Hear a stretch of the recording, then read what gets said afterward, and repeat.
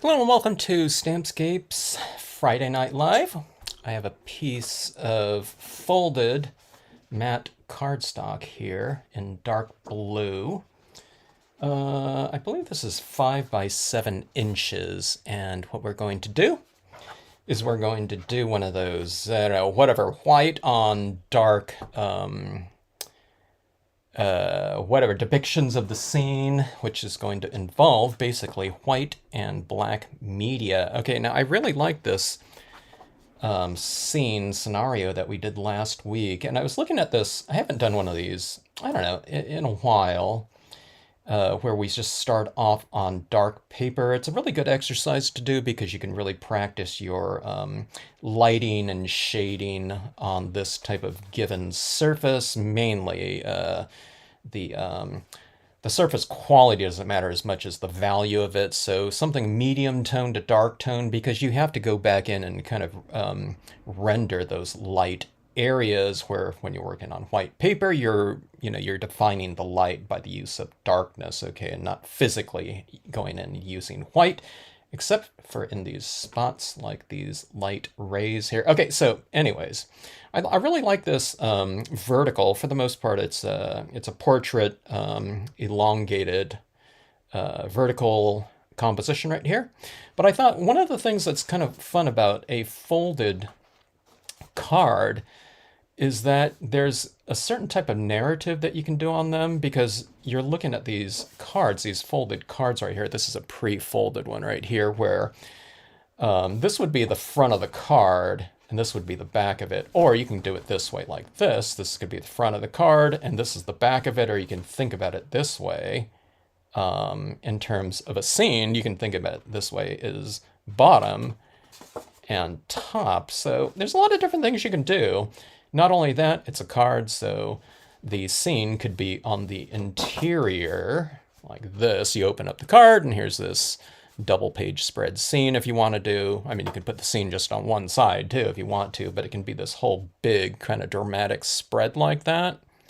Or you can have something on the front of it, and on the back of it, again, there's all kinds of different things you can do that one fold, kind of provides the opportunities for. Okay, so with this card right here, what thing that I was thinking about was we have these whales like this. And when we have something like this, one of the things I can do is I can put these whales on the surface on one side and have this continuous dialogue to the left side, or, the back. And maybe it could be the underwater scenario down here, but when you open it up, it's one continuous scene. So that's really the fun thing about this type of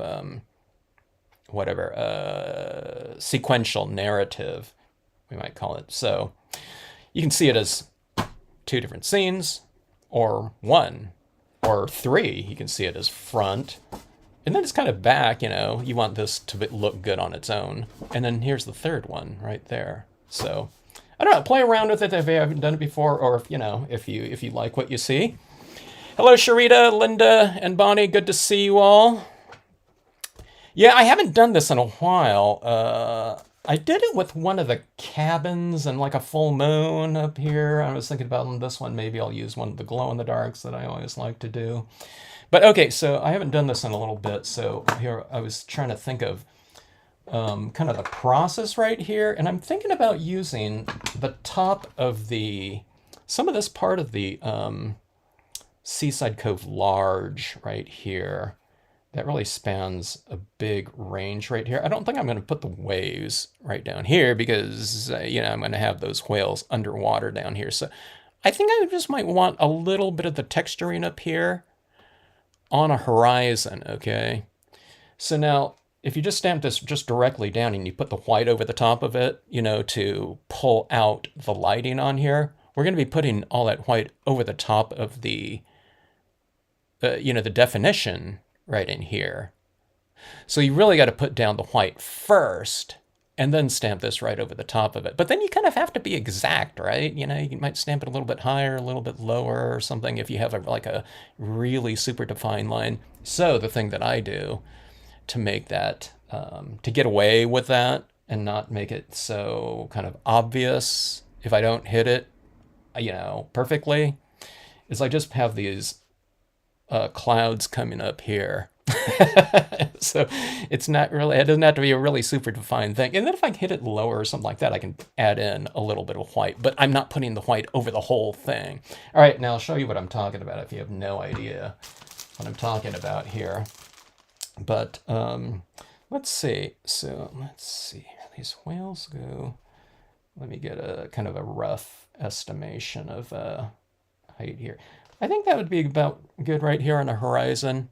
You can divide it up like this, but in terms of composition, you've heard about the rule of thirds, right? So usually at like a horizon, you want it like lower third or top third like that. In general, unless if you put it like directly across, you could do that too. But if you do that, I would do it for kind of more specific reasons. Like it creates kind of like this. What is that? It creates. You can do things for. I think they call it dramatic balance or something like that, where everything's just like mirrored or something like that. Okay. Tension. That's the word I'm looking for. It can create kind of a tension. But if you're doing that, kind of emphasize that whole kind of perfect symmetry between top and bottom. But usually I prefer rule of thirds, and I usually just do it kind of I just kind of eyeball, so roughly right here or so. And I think that will give me, well, maybe I'll go a little bit down. No, let's go right here. I'm thinking about those whales on this side, about where I can put them if that line is up here. I guess that'd be fine. I guess it depends on what size. I can go with the larger sizes of orcapod than this one by separating these two scenarios out into, in this case, it'll be right and left here. The larger ones just didn't fit on this one. It would have put them too close to these ones last week. All right, so that being said, let me say I'm doing that the opposite. I need to mask off this way, right? So with this right here, I don't measure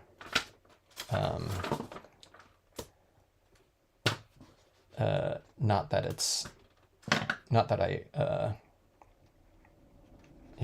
that it wouldn't be a good idea though. It's not like it's like a chef and okay, you don't measure any of, anything out. This is more of like a matter of it being kind of close enough, and I don't feel like measuring. But unlike food, if I add too much white in here, it's fine. Cooking, if you add too much salt. Okay, here's my thoughts right here now. Okay, and I have to think about where I'm going to place a lot of this white here on this horizon. Like, see right here, like a lot of lighting is right here. So I have like this lit area on my horizon right there underneath Deanna Tepsidia's cool background paper. I think I'm going to have my light source over on this side because I think I want to put this mountain over here. So I'm not going to have room for like a light source over here. So we'll put our light source over right here. So what you do is you just kind of start off in this area like this, okay? 100% cotton ball, and add your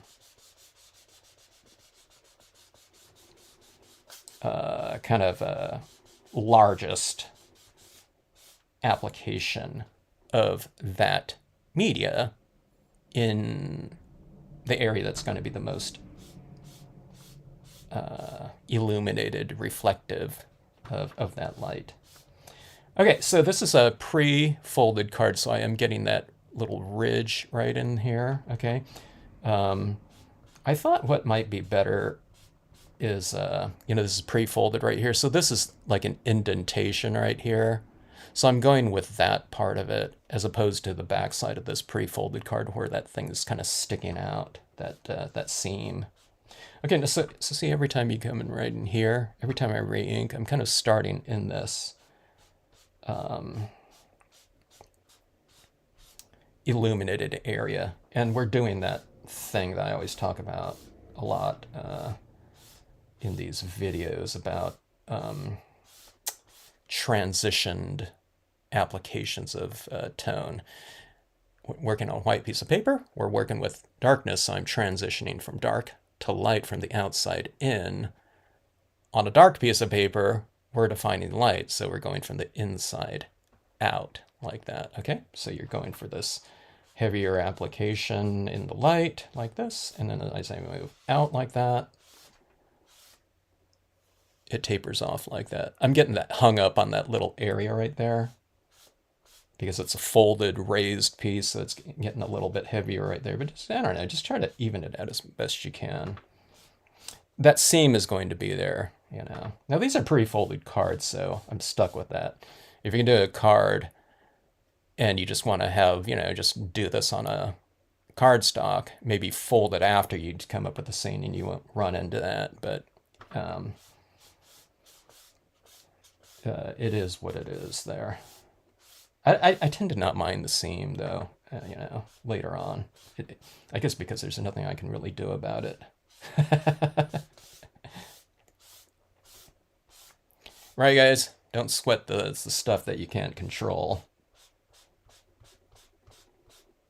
Now, like I said, if it was on the other side, though, I'd have this ridge sticking out, so it'd become, instead of this recessed area of whatever darkness, I'd have this big raised area, so there's kind of sticking out. But anyways, this is what we're looking for right there. So that already looks like the ocean, right? Under a moonlit night, or whatever. Doesn't have to be the ocean, just some body of water like that. You know, you throw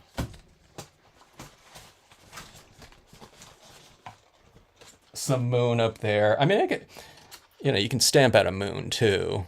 Let's see that right there. Or if I want it coming up on the horizon, I can put a slice in here and then have this moon. Or I could just, I don't know, or I can cut the moon in half like that and just place it right in here. I guess that would be easier. But that seemed like that. We can have that right there. Like a moon, or the smaller one maybe, like that. Bigger one looks kind of dramatic though, doesn't it? Anyway. Let's see here. That came out faster than I thought it would. I re-inked this right here. I put a ton of white pigment ink in there. Maybe I need to do that more often. I'm usually working with a really thin application of that ink. Okay, so let's see. So we're really, you know, pretty good over here, but here's what I'm thinking. If I add in that orca pod over here, I can see them, you know, because they'll be in black, but I think I need to lighten this up a little bit more. Just so we can see them easier. So what I'm going to do is it's like you're like a stage director or a set designer or something like that. There's probably a lighting director on it, like a stage production though. So it's like, here's a spotlight right here on the stage. And then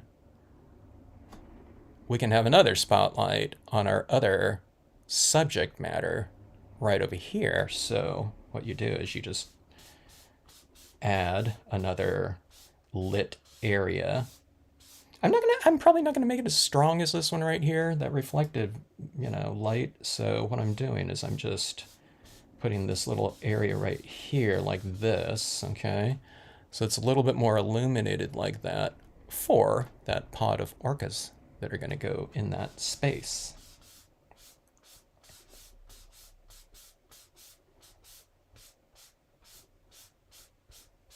All right, so that is the horizon. I don't know. God, I thought I'd be doing that for like 15 minutes. Here, let me put a little bit more down here. I don't know if I'm doing it because I think it needs it or because I think it just, this whole scenario happened too fast. Okay, so like that. All right.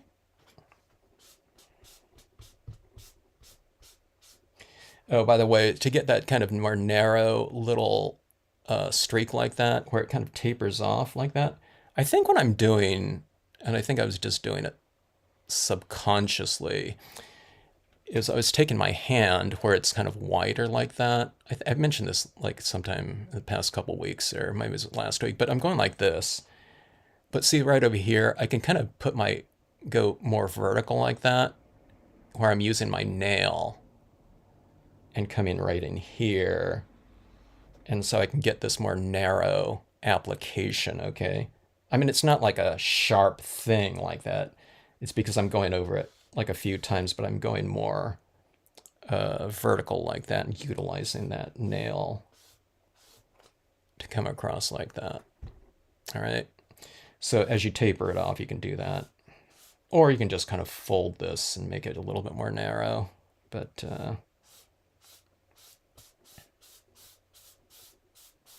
I don't know. Utilize that your God-given applicator manipulator. All right. So see down here, here's these rocks down here. And again, those rocks would show up on here if I just stamped them out directly on top of that, but they're not going to have any kind of variation in them. And I plan on doing some, defining of form after I stamp everything out. But just to get some lighting in there, let's add some white in the area.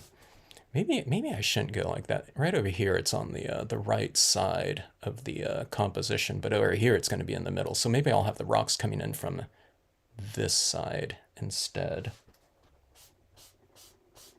So let's do this right here.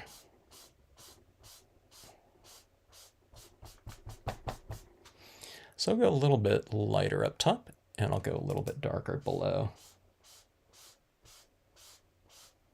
I can't plan for it exactly, but so I'll do is I'll go light up there where I might darken it in where it's like, well, if you're going to darken it in like that, then why did you lighten it up, But sometimes it's just to get, your bearings where you need a little bit of that. And then it's real easy just to shade it in afterwards. So sometimes if you're not certain about something, especially in this preliminary process of doing this kind of lighting on here, don't worry about it. Like these streaks in here, that came out really smooth for me for this time, but it usually doesn't, okay? It doesn't need to be, because we're going to come back in here with tone, like some shading. We're going to stamp everything over the top of it. We're going to come back and define more things with black, okay? And then we're going to add, like, I got a pastel pencil right here. We have our acrylic paint pen. We can tone in and define more things with black, colored pencil, charcoal, whatever you want, okay? So this is just to get kind of the gist of things. The lighting, it can be pretty defined with this, but it doesn't have to be smoothly applied, okay? With a lot of finesse or anything like that. Okay. Now, if you can get some things done each step of the way, really kind of, if you have some clarity in mind, of how something is supposed to be looking or how you want it to look, then yeah, maybe it saves you a little bit of time in the end. Like I said, maybe if I know that this is going to be real dark in here, like this corner of this rock down here, maybe I shouldn't tone it in, but going back in with some black pigment ink and just toning it in like that's going to take like, I don't know, 5 seconds at most later on. So again, it's not a big deal. Okay, so I'm going to have that rock coming in here like that, some of those boulders like that, underwater, and we'll go like that. I don't know, maybe I'm going to leave that side open like that, I think. Okay, so we have that down here for the rocks, and then what we'll do is I'm going to have that mountain back here, okay? The mountain right here is really defined I could do that again on here. I cut this whole portion out because I was putting it on top of Deanna's pre-printed paper, okay? But I think I'm just going to, I call it carving out, but it's not, but that's what it feels like. I'm going to put this like cloudy background in here with some white within this space, and that's where that um, what kind of a cove. I'm not going to use the lakeside cove. I'm going to do a different image down there. But that's where those trees are going to go, and then the mountain in the background, okay? So I'm just going to try to pull them out of the background instead of just doing a cutout in this case. It's a little bit more kind of harmonious that way. This way's like really, it's a good way to go too, and it's faster, but I haven't done this for a while, so I want to practice this kind of, I don't know, it's almost like, I almost feel like I'm carving something out of this background. It's a two-dimensional process right here, but it almost feels like three-dimensional in some ways. Like you're working with like clay or something like that. So like you're pushing and pulling a little bit. When you're adding like the white in here, it kind of comes out. And then when you put black on there, it's pushing it back. So it's a lot of push and pull with the different media that gets utilized. Okay. All right. So in here, in this area right in here, I'm not going to try to go for like too smooth of an application, like a transitioning application, because these areas like this, wherever it's a little bit lighter, that'll just look like a more illuminated portion of the of this tall peak right here. So I just want to have it a little bit varied, and I want it to,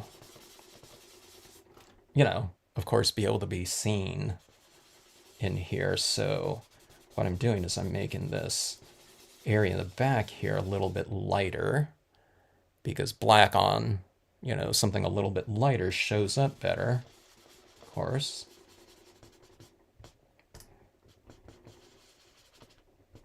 But I don't want it too light. And again, if I don't go light enough, I can always illuminate it more with something like my white media here. All right, so see that right there? It's all blobby and everything like that. And right over on this side, I think I'll go with some additional clouds over here.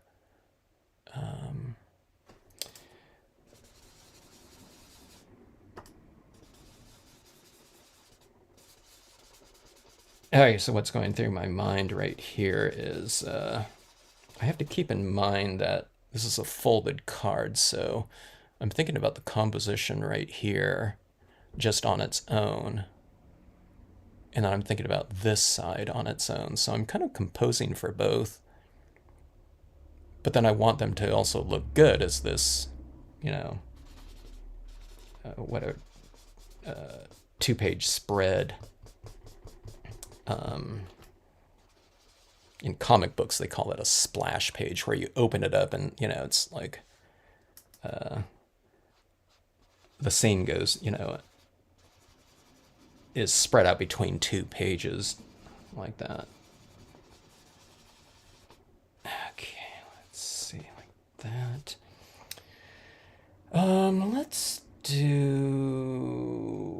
Let's change this side a little bit from this side. Or we'll do a little bit of this on both sides. Let's do that torn paper towel technique here. I need to shape my cloud a little bit more.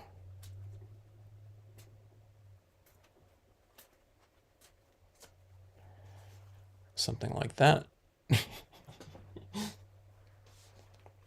Here, we'll do this too. Maybe I'll put a little bit over here too.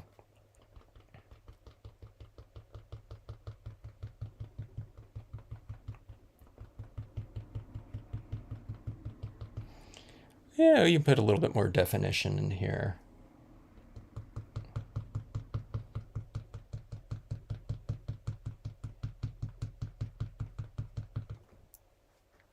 I can't even see it.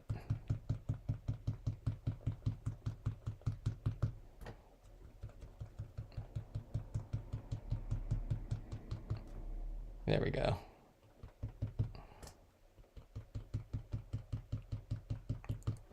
So I'm not doing it over the whole thing. You could, but I'm just kind of testing it out here. I'm kind of like hitting like one little area, like that. Let's see, did you see that right here? I'm kind of bending this way as I do that.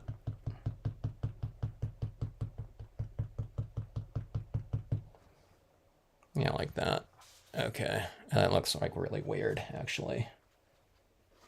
Let me add a little bit more.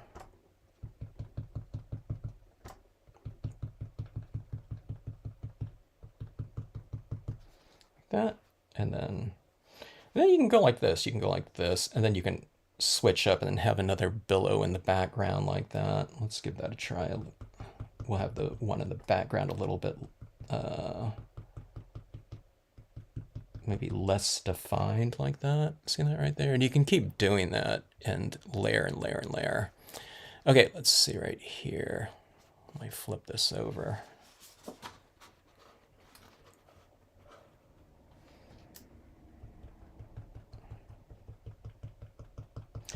By the way, I just submitted for a preliminary test stamp a cloud that's going to be, or that's not going to be, but in theory will work as a negative space and positive space cloud in the same stamp that can be used. Did I mention art foamy? That can be used, whatever, right side up, and then also upside down, because that art foamy material can be used top and or bottom. I guess they're a little bit different though from the top and bottom. Like one side might give you a little bit of a better impression than another, the back side. But she said, KP said, yeah, they absolutely can be done like that. So I have these clouds like this that have this kind of arcing top, right? But then the bottom of it has these scalloped parts like this, okay? So if you're working on a white piece of paper, I can, color up in blue and then stamp this, and then you have this negative space area, on a white piece of paper. So you have these clouds, these billowy clouds like that. And then you can flip it around if you want it, use a different portion.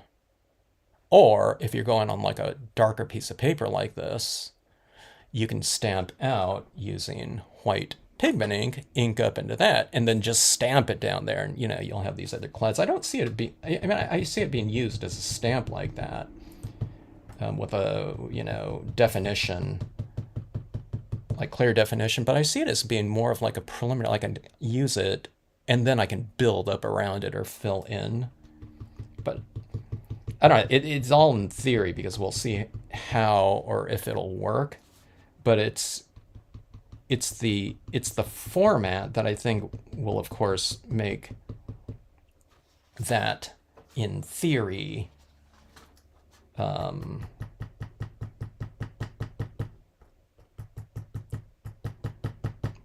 whatever, a way to use that, or in theory it opens up the possibility for that type of usage in a stamp. So I don't think we've had a stamp out there before. Maybe those hot potato stamps way back when, those interior kind of decorating stamps, those things were all sponges. But I don't know if they were like top and bottom, if they were uniform on the top and bottom or not. I don't know if anyone knows that. Does anyone remember hot potatoes? I think she was on Carol Duvall a lot. Or I don't know about a lot, but several times. Multiple times, I should say. I don't know. Oh, so anyways, there's our kind of our foundation scenario right there. I guess we're ready for trying this out on there. Okay, so I'm about 1/4 inch, not quite that, right here. Hello, Cynthia, how are you? Yeah, so if that cloud works, I've asked them to send me a preliminary, if they could send me a preliminary version of that cloud design in both kind of a larger size and a smaller size. So you can have like larger billows and then use the smaller one too. Okay, let's see here. I don't necessarily need this whole span right here, but let's ink up this anyways like this.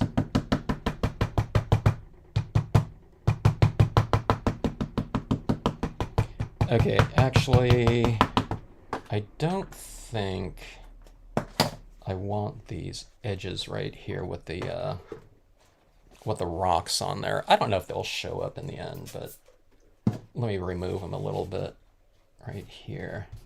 I just want a little bit of this texturing, just as a kind of a built-in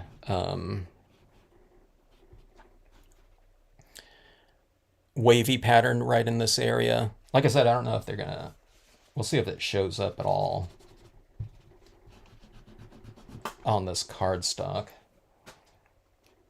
This is a stamp I wish, I could ask that, they would do it, but okay, now this is a little bit of this, has this ridge on here, so I don't know if this is going to stamp out, 1/4 inch, to each side of that right there. But again, we're going to be adding in a bunch of additional media onto this anyway.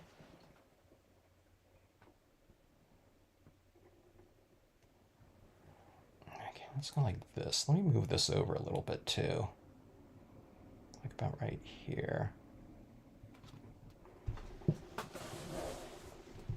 I might have stamped high.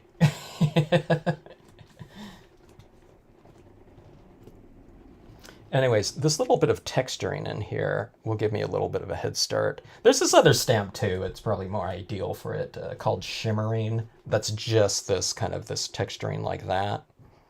That would be, I'd be able to set that, exactly where I want it to go. But I didn't go up and get up and go look for it before I started this video, so I thought, I got the Seaside Cove right here anyway, so let's just go with that.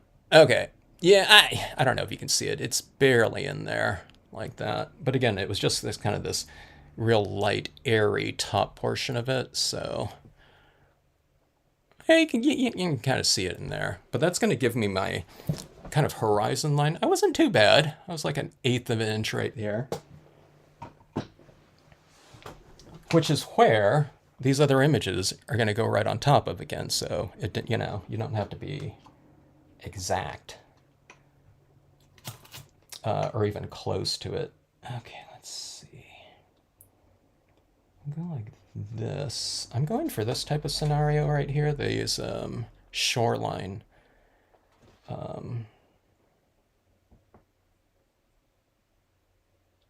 these shoreline whatever bits here. Let's go like this, I think, right here.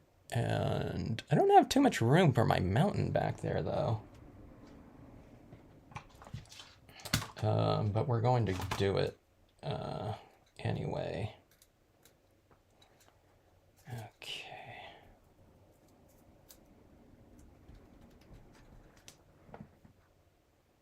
I have this hanging off right here, but I'm not going to be stamping that anyway, so it doesn't matter. Okay, let's see.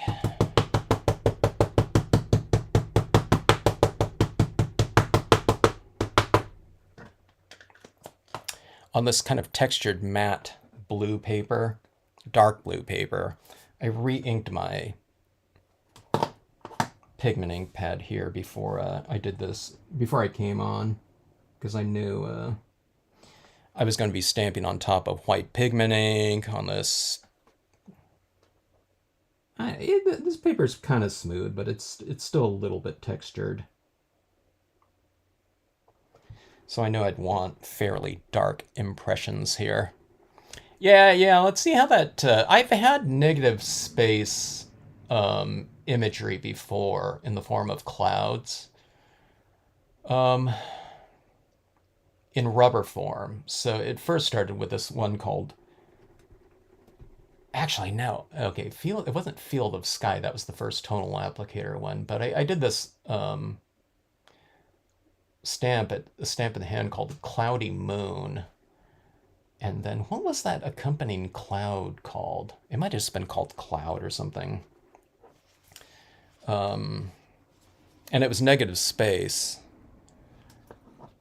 And then, of course, we've had like the cloud cumulus, which is more of a positive, billowy cloud type of thing.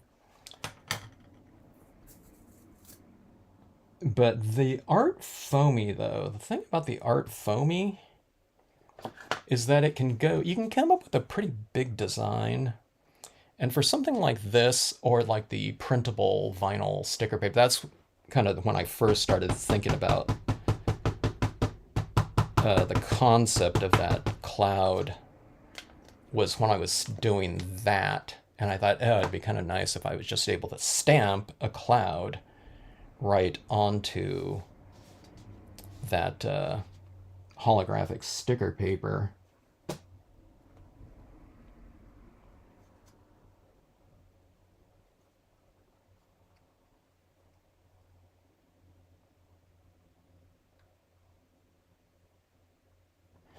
I don't know. I don't think I was thinking about the art foamy at the time, but I don't know. In using the art foamies a little bit more, as I was thinking, okay, this might be the vehicle for it, because those art foamies they're really perfect with really thick media too, like the hybrid inks that KP uses with them all the time. I don't know if she uses very many dye-based inks with them. But in order to get like white on dark, you kind of, it'd be a lot easier with some thicker media. So we were thinking of that, and then I was thinking about doing two different stamps, one that would take care of the negative space, and one that could be a positive one that's like billowy all the way around. But then I thought, well, why don't maybe we can do it in one stamp and have billows on top and the negative space down below. Because we can go kind of large with those stamps, larger, and they're still really easy to handle because of their foam.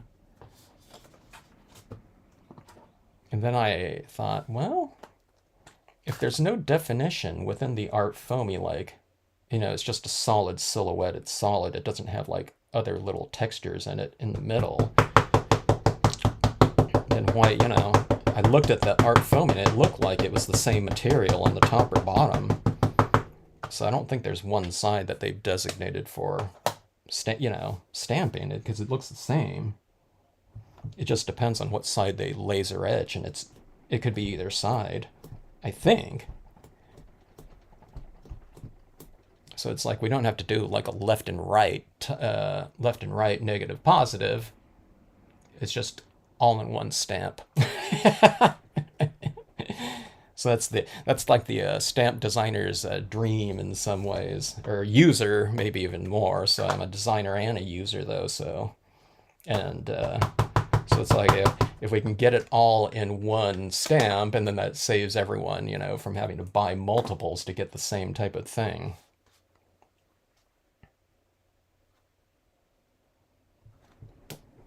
All right, so stamping out our underwater scenario down here. I mean, that could be this near shoreline too. But we'll put the whales in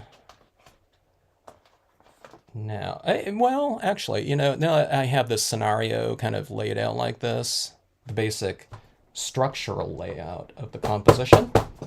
You can look at it now and say, okay, do you want to add a little bit more lighting, in one area or not? I was wondering about the light beams down here. And I think I might want them, but see, I'm looking at this now because I have a little bit of a better idea on what this might be kind of starting to look like, or what it'll eventually look like, actually. At this point in time, I can't remember which one I was using right here. This one looks all dry. This is the one I was using. But see this little lighting behind these whales right here? I think I need a little bit more lighting in the back just to, whatever, pull them out of the darkness. Like that. So see, here's a little bit of spotlight for the surface orcas, and here's a little bit of backlighting for the underwater orcas subjects. And then right down here, it's a lot of monotony right there. So what I always say when you're kind of defining light, the thing that I like to do is if there's too much lighting, usually, because we're usually working on a white piece of paper, I usually like to bisect certain areas so that there's a little bit more variation, light, dark, light, dark, light. And we have this big area right here. So if I just come in like this, maybe, it can be really subtle. Then you've varied this area now where it's just like light, dark. Now you're going light, dark, like that, so you've added a little bit more, whatever, variation into the rhythms of the card, I guess. All right, let's go with are we ready for our subject matter?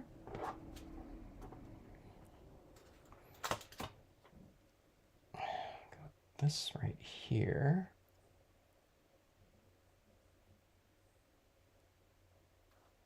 Is that light enough? I think it is.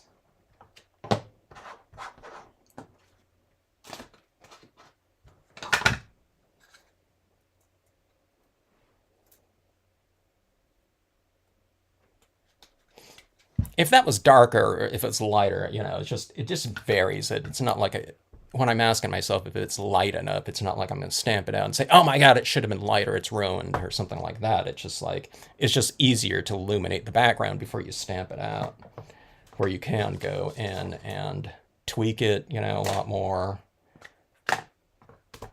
after the fact, after you've stamped it out.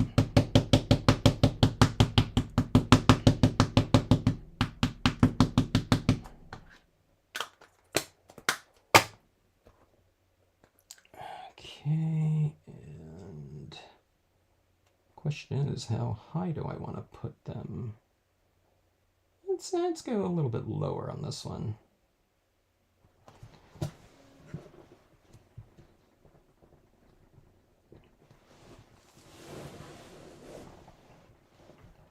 Trying to get a pretty dark impression here, so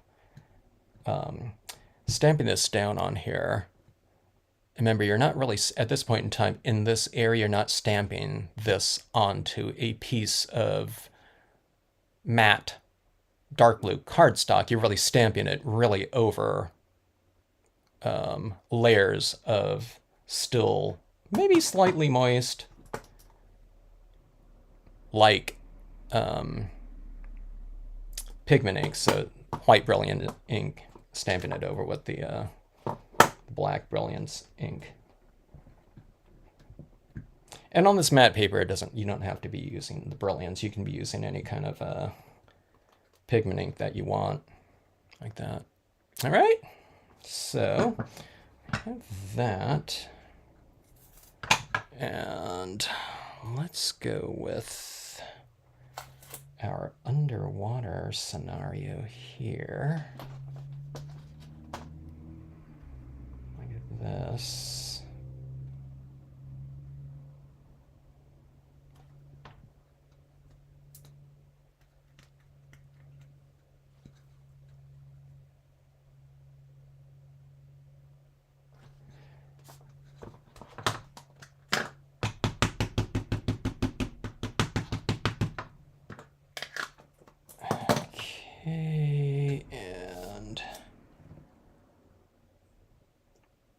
I'm going to do something here. I think I'm going to remove some of the ink off the bottom side of these orcas here. Just so these, I don't know if they might stamp out a little bit lighter underneath, meaning less defined. I'm probably not removing enough ink, and they're probably going to look exactly the same, but I'm going to remove that amount there. Sometimes when you stamp something out and they're a little bit less defined, they look a little bit farther back in the distance, but they're also, on this instance, they're supposed to look like they're underwater, so maybe the visibility isn't as clear.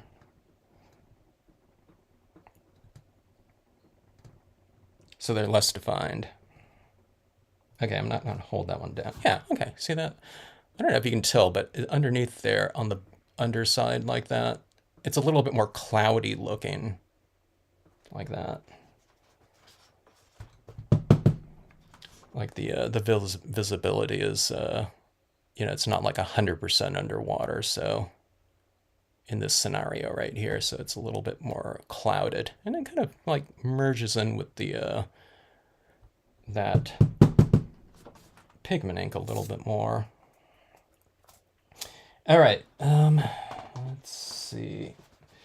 Where did I put my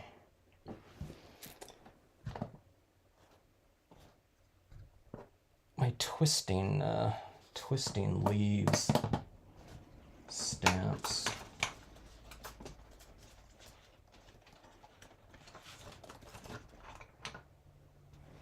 I need to find the larger version of this. Okay, here we go.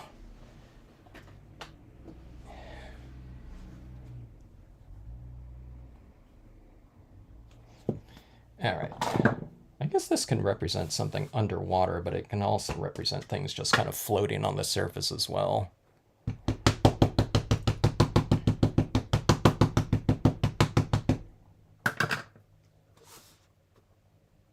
As I'm inking this up, I'm thinking to myself, should I just wait to do these foreground stamps after I'm kind of done toning in and doing like shading and everything like that?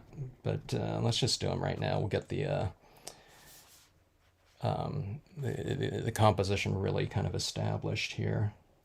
Okay, and here's where I'm thinking about too. So this is like one scene right here. This is another scene right here, and then here's the the full 2-page spread like that.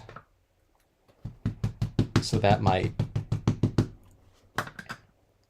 influence, where I'm putting things like these foregrounds. Like foregrounds, I tend to like to frame things off on the left and right side. It's a little bit darker here, a little bit darker here.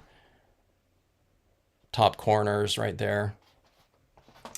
So right here, this would, if this was just the scene I was working on, what is it? 7 by 10. I might, flank things like this and not put something like right there in the middle, but this is a folded card, so I want this to look good when it's folded on this side, and then also. So my compromise might be something like this, where it's, it's not really built up heavily in this, left corner and then right corner when folded, but I might have something just kind of a little bit smaller like this. So it's still kind of framing things off a little bit, but it's not so heavy of a visual, especially if I use like a larger portion over here like that.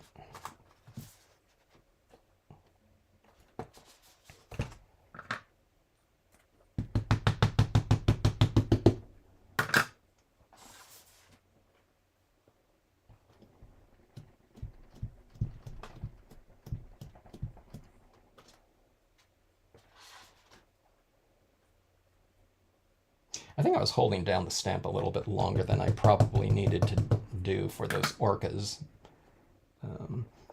But I just re-inked my black. pad, brilliance pad as well. So, okay, there's that, and here's a smaller one as well. I'll put a little bit of this down here.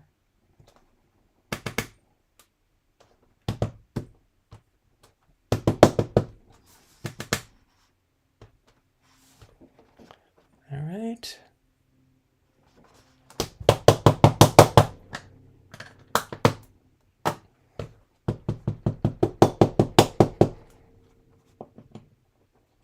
Oh, good, Linda.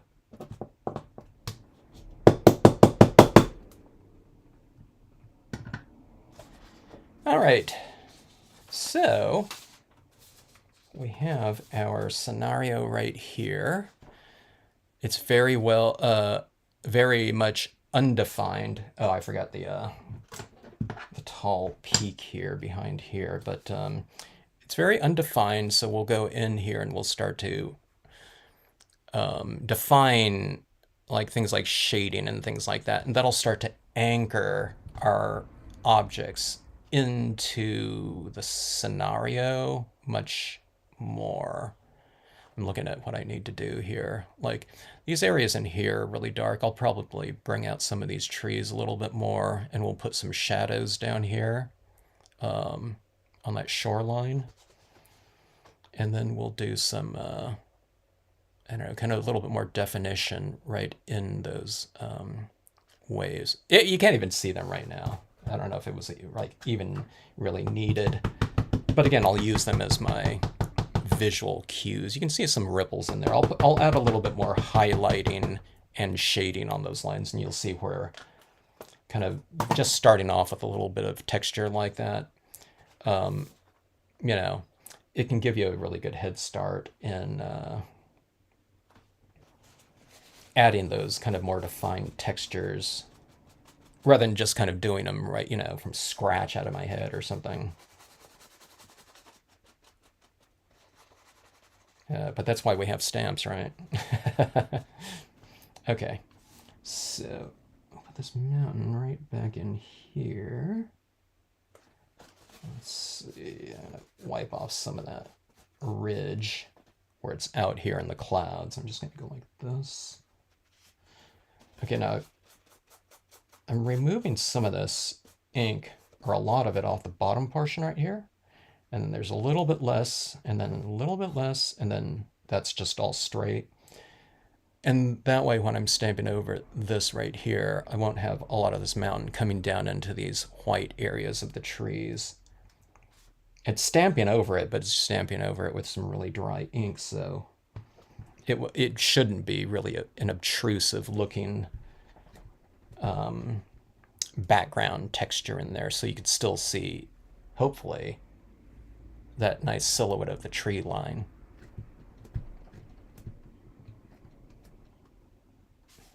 Okay, so you see that mountain up there, and then it fades off down there. Maybe it faded off too much. Maybe I took off too much ink. The mountain's just more distant. Instead of, you know, 10 miles away, it's like 20 miles away. Okay. I was thinking about putting another one right here. I could put another little bit of this one right here, but let's leave it like that. All right. Now, I thought those moons looked reasonably interesting. Let me revisit that now that I have things stamped out. That big one would be... That's too much, I think. Let's go for one of these smaller ones. Now, I could... What I do is I have a circle cut out of a piece of paper that's this size right here. And I could white out some area right in here, a circle for my, you know, and then moon, and then stamp that moon right over the top of it. And it'll be integrated into this paper, you know, quite a bit more. But I think I might want this kind of glow-in-the-dark one in here. And I'm just going to place it right now so I can utilize it as my reference for my source of light.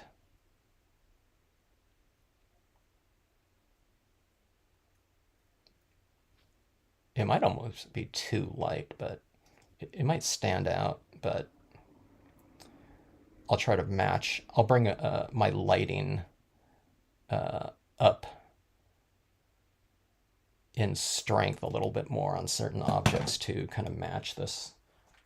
Or I don't know, not match with it, but harmonize with it a little bit more. Let's see. I'll go a little bit. I don't know. Maybe I'll go dead center like that. It's kind of interesting. So see, here's one of those things that I'm thinking about right here. It's this is like placed really good if it's like rule of thirds over this whole thing. If I see this as like a card right here, it's more just like this equally spaced kind of middle of the card scenario right there. So I think that looks pretty good. I think I'm going to go for that. Let's tweak this moon a little bit more. I like to vary my textures in my stamped moons a little bit. Okay, let's see here. So this is printable, glow-in-the-dark vinyl sticker paper. Like that. So I get that little bit of a more kind of softer. I just re-inked this white. That's almost like too much right there. I'll wipe some of it off like that. Okay, so it's a little bit more diffuse. So we have some sharp, whatever, craters and softer one. And then we have this blue paper right here. Now this is going to matter. It's not going to show up with our when it's glowing in the dark, but just looking at it like this, I might want to add in just a slight blue tinge to this. This blue doesn't really match that blue at all, but this is like a really light blue. Just to bring some of that hue into this, you know, whatever foreign object here.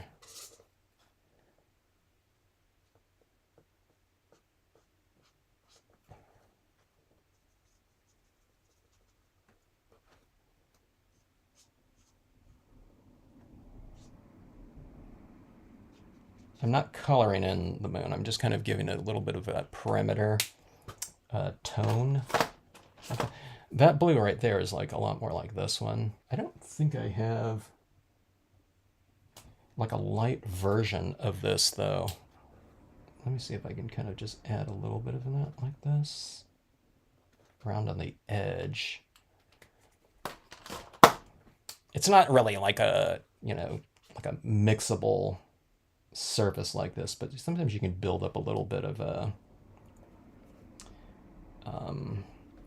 alcohol ink on the surface of this so that you're kind of mixing the floating layers of alcohol on tops of this, on the top of the vinyl, because the vinyl's not really absorbing the applications of alcohol that you're putting on. It's just kind of drying right on the surface. So sometimes you're able to kind of mix a little bit on the surface like that.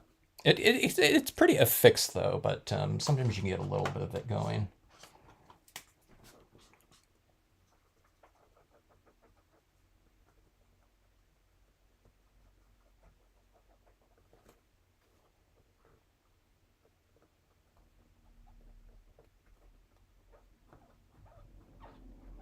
It's a little bit more violet right here. And let's see here. Let me see if I can dull that down a touch with, oh, I just need like I need like a gray or something here.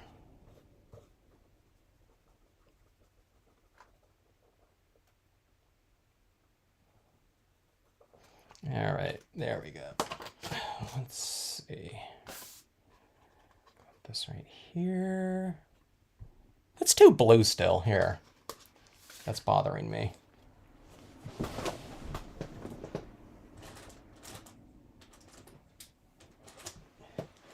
Okay, I have these other gray tones right here. I don't want the brightest thing in the scene to be an object that's already kind of an attention getter, because it'll draw too much, potentially, from the other, whatever, main subject matter. Okay, that's better there. See that right there? So I've just dulled it down. I went over it with this kind of bluish gray tone.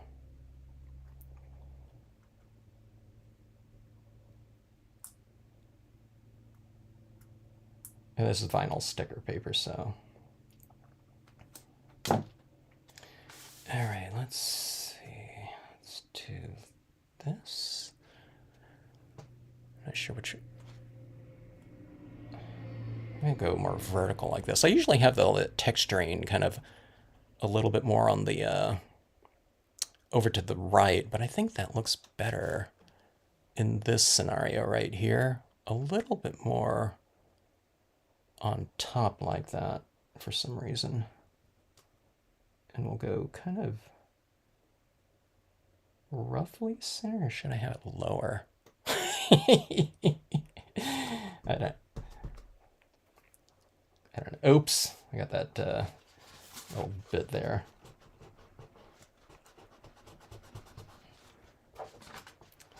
Wash your fingers when doing this. It's smudgy. The white's kind of like affixed in there pretty decently, but it's still a little bit smudgy. All right, so we got all of that way right there, and okay, so when you get to this point in time, kind of like the fun begins. I do like this is what I like. I like stamping and everything like that, but I really like getting everything kind of established and then doing this little dance with textures and light and shade for the most part, and seeing how that develops. Okay, so right in here, I'm thinking, okay, where are you going to shade, right? And the things that I look for are objects. Oftentimes, like they're backlit. Okay, so where things like trees or something like that, or cabins or anything like that, meet the surface. Okay, now this is a flat surface. But it doesn't matter if it's like a hilly surface too or something like that. It's still like the surface of the ground. Those meeting points are usually the places where I often start off with in terms of shading. This is a watercolor pencil. You can use my black colored pencil's all stubby right now, so I'm just using this watercolor black.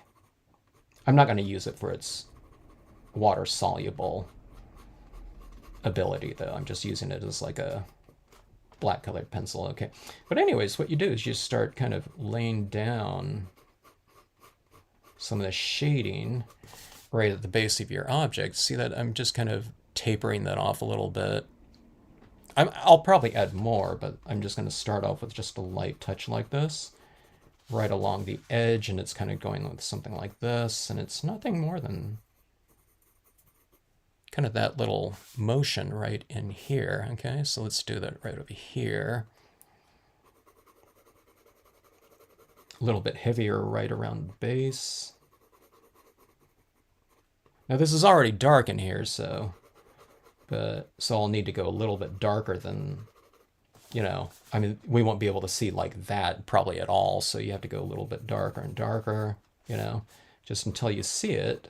And then you can just kind of adjust accordingly. In theory, some of these lighter trees are going to be reflecting down there, but I'm not really taking that into account in my shading here. I'm not putting the reflections down there, in other words. Now, if this was on another piece of paper and these trees are like in autumn colors and, reds and golds or something like that, then I'm, And I'm working on a white piece of paper, I'm doing that, but on here I'm not, I don't really bother with that. See, these land masses like this, I usually like to taper them off a little bit like this into that open area. So it's like doing this little flick thing like this, darker right over here and lighter out that way, and just kind of stain with that. Okay, now I'll get into some of these other little textures in here that were done by the Seaside Cove, okay? I don't want this to be like this, like a big, swell in here with these big waves or anything like that on the surface. That's not what the that Seaside Cove does in there, but see, it's like I'm just kind of following those textures and just reiterating them a little bit more like that, okay? So it gives a little bit more variety into this open space. Here's the texture right in there. I can see it right back here. Some places it's hard to see. It's just a little kind of darker little quarter-inch little area, but that's still part of that Seaside Cove stamp, so. See these little things like this in here? What I'm doing is I'm just going in. See, might be able to see that little line right in here. So I'm just going in. See, like there's one right there. And you're just going in there. And you can just kind of add a little bit more like that. Just accordingly, it might be stamped out in the dark blue, so you got to get a little bit darker. But if it's stamped out on this white right here, you maybe just use a little bit, and then you'll get that to stand out because you're doing it over the top of a lighter area, so you don't have to put as much. You could go as dark as the darker area. It'll just kind of create more contrast, and sometimes it can look more, I don't know, maybe stormy or something like that, where you have like deeper, like really defined shadows, so you can really alter kind of the emotional tone of your piece, depending on how dark you make your shadows, how much contrast you put into your scene. On this one right here, I'm kind of going for more mellow, kind of,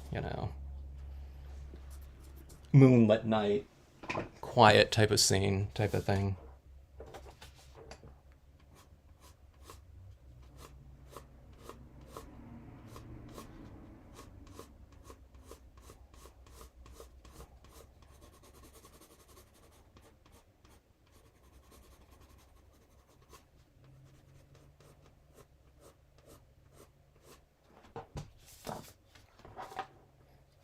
I think Jeannie's on her Alaskan cruise right now or something.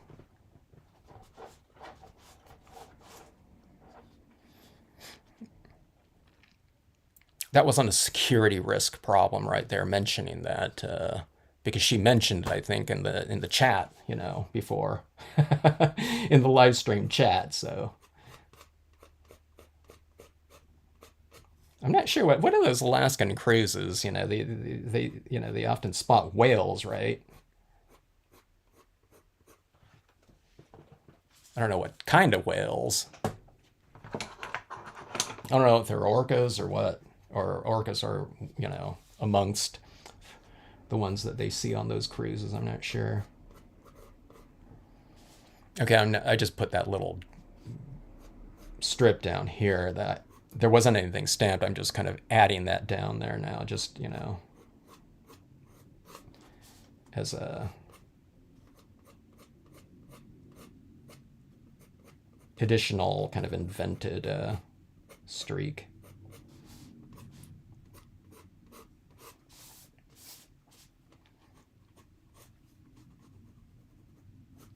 Okay, now see these orcas also have the shadow kind of built in, and you can kind of go in here and you can extend that out if you want to, or here's the shadow that's already in here in the form of the reflection, but what you can do is you can kind of enhance it a little bit like this, and you can add in these lighter ripples or extended ripples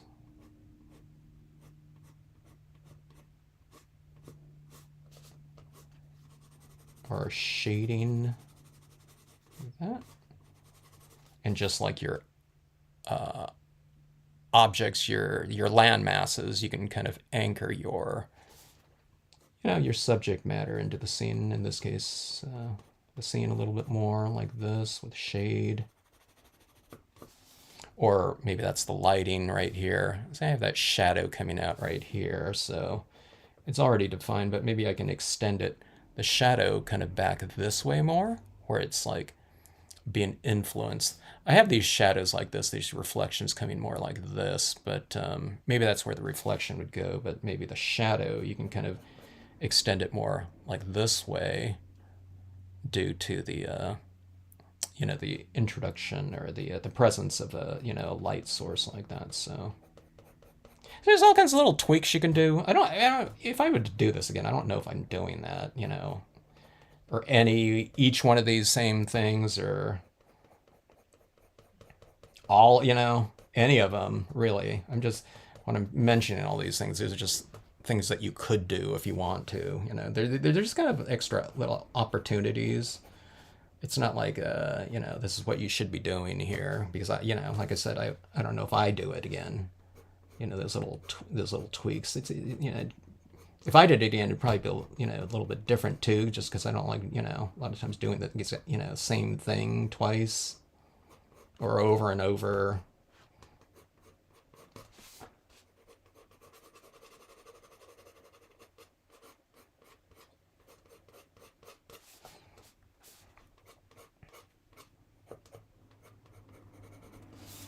All right, so see this right in here, it's a little bit slightly more interesting. Here's the folded version of the card too.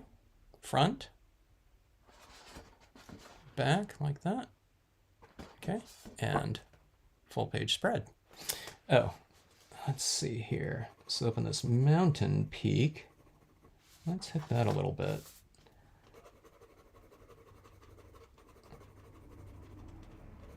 Maybe I lightened it up too much, like I said. So what I'm doing is I'm going in here into those shadow areas, and I'll just kind of extend them down a little bit more.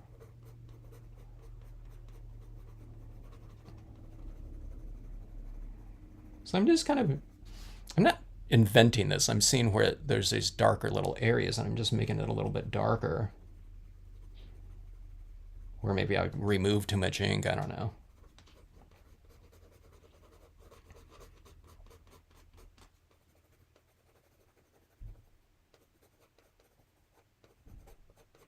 Or if you're an art student, and you guys are having like a critique, with your other classmates and the teacher, you say that everything was kind of purposeful, and you come up with like a reason for doing it after the fact.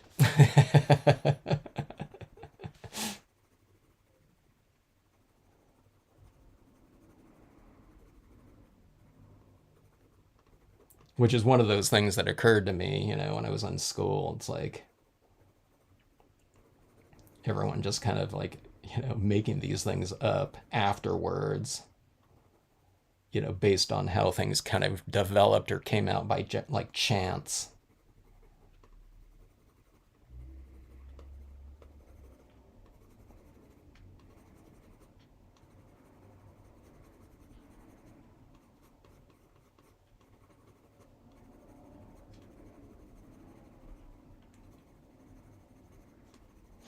All right, so there's that little bit of that mountain in the background. Well, it stands out a little bit more, but see how I transition this a little bit more down here? So it's a little bit darker right here, but I still wanted this really defined tree line right there. And if you stamp out that mountain or anything in the back of something, that you want clearly defined or more specifically defined like that, visually defined, then just lighten up the thing that you're stamping in the background. I'm really stamping over it, but it looks like it's behind it, of course, because we've transitioned it. So you just remove some of the ink before you stamp it I used to just stamp it just black, and then I'd have to add in a bunch of white, to lighten it up. And now it's just like, why not, we just remove the ink to begin with. But in this case, I removed a little bit too much, but you can just go in and add it back in if you need to.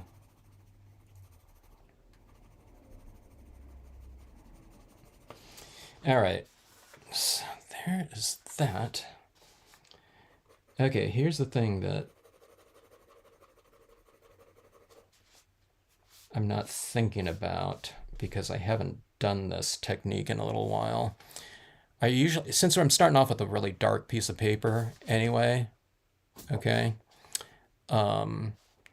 these areas are dark down. They're just inherently, unless I've gone in and I've added white into it or something like that. So I think the thing that's kind of sticking out to me quite a bit that I'm not really thinking about, but there's something kind of missing a little bit more. Now I haven't gone in, I'm going to add the white into it, but let's add in this darker element right here.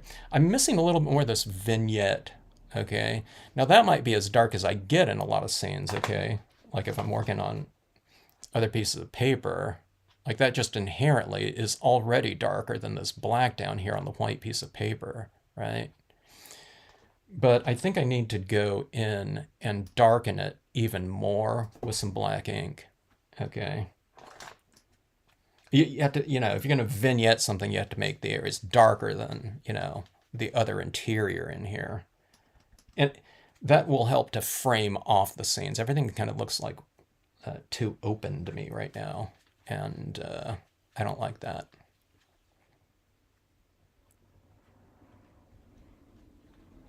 Yeah, isn't that moon? Yeah, it needed a little bit of something in there, huh?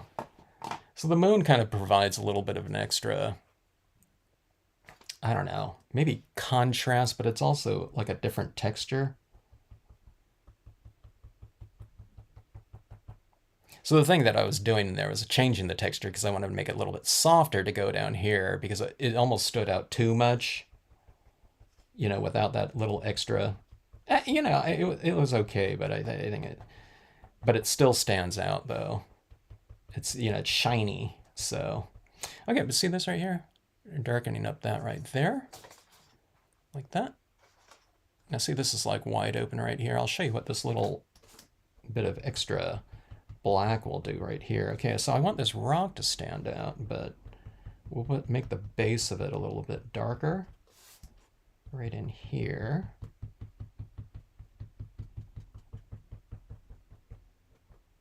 Like that.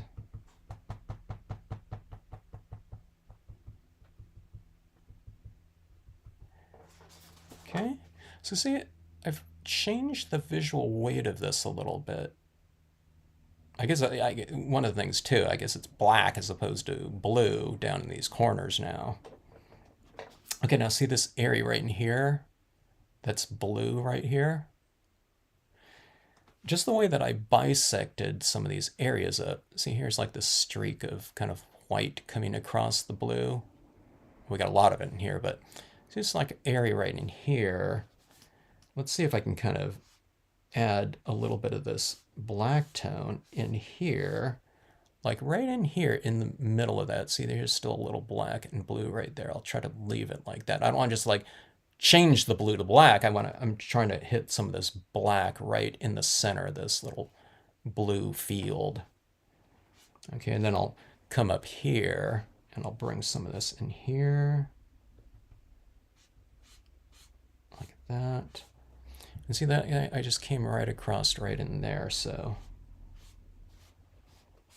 And then we'll do the same thing up in this corner like that. I kind of do a little bit of this, and then I kind of spread it out a little bit more like that. And then let's vary that cloud a little. Let's see, I put a little bit of that black over the top of that so it's not just the same white. It just changes a little bit. All right, but see this, and you feel like that's containing the composition a little bit more. It looks a little bit strange, but I still have like all the white to add in here. Okay, so I'm adding this right in this corner right here. And then just like I came across at the base of that island, that shoreline, we'll do it the same thing with this. So I've already kind of hit it a little bit with the colored pencil, but let's do it with this black pigment ink as well.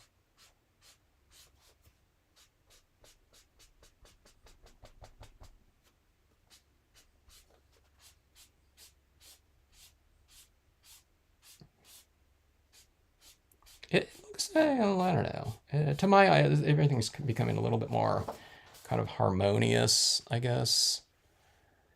Having some of this, same color ink that I stamped out my imagery in. It might be in a lighter version of it, but just getting some of that in there, which is no different than, for me doing, things on white pieces of paper. I like coming in with this black ink in here in a gray scale, like it's all in here too, just to kind of bring things together.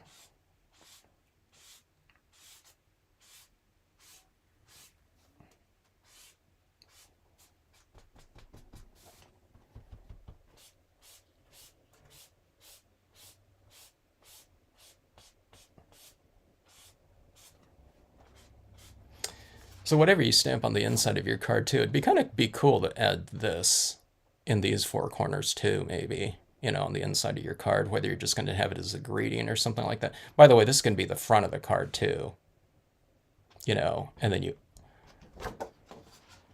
open it up and it's this big, spread. That might be kind of more dramatic if you're giving the card away.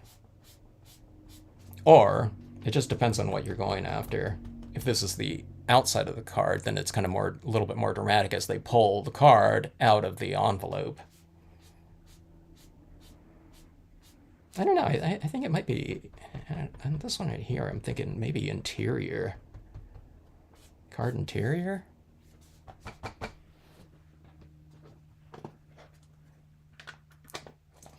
All right.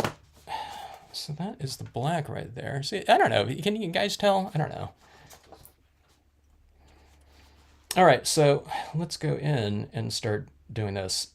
Now this stuff really starts to stand out, kind of looking kind of awkwardly, but then I'll come in here with this acrylic white paint pen, and then we'll add in the touches with that, and that'll make it look even worse. And then what you do is you come back over with the white pigment ink again, which is, the thing that we started off with. It's in the background. Then you go through all these other processes right here, and then you add more of this on. And that's the thing that usually brings everything together, quite a bit more, hopefully. At least that's what I'm always praying for. Okay, this is a Stabilo Carbothello white pastel pencil, which works really good on matte cardstock, of course. So this is giving me kind of soft applications of light in this case, like that. And see, I'm just putting it on the left side of that tree right here. See, these trees in here get really kind of dark. It's a little bit too dark in here for like this white, really stark highlight, but these old pastels like this, you can really kind of vary the amount of, I don't know, I guess it's like powder, right? Pastel chalk that you can lay down, so you can really give it kind of more subtle applications like this. You'll need to spray seal your pieces if you use pastel, of course, because it's like dust.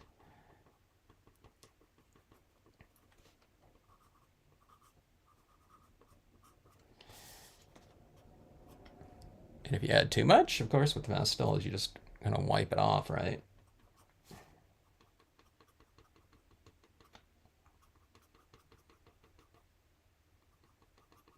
It looks kind of weird too, like especially if you're adding like light in a kind of a darker area. and you just do like one little bit, it's like, what, that looks kind of weird. So you have to kind of put it over like objects so it becomes more of a consistent texturing, throughout. I need to put it over here. I need to put it on the water. So every time you change media, your first kind of touches with it, it might look kind of weird. Or, it could be 80% through the process of adding something and it still looks kind of weird. And you add it, that last 10% or something like that. It's like, okay, that from a textural lighting standpoint, that kind of makes more sense. So keep that in mind. There's certain types of techniques out there that kind of look weird when you first start doing it. And this could be one of them where you're really adding in, kind of lighting or something like that that kind of stands out against like a dark background. But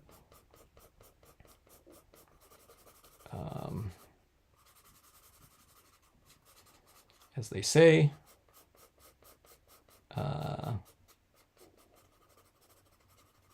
trust the process.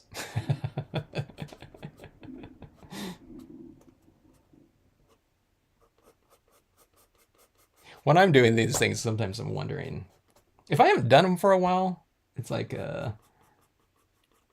sometimes I am in the middle of these live streams thinking, I don't know. But I don't say that too much. But or especially if I'm trying a completely new process, it's like I'm not really sure where this is going. But those pigment ink applications at the end, or the acrylic paint pen, they, I don't know. It seems like they always kind of bring things around.